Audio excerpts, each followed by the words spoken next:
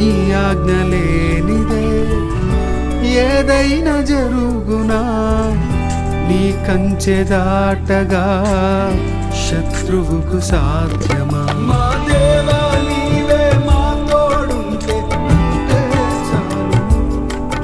అపవాది తలచిన కీడులన్నీ వేలైపోవును. మా దేవా నీవే మా తోడుంటే అంతే చాలు. అపవాది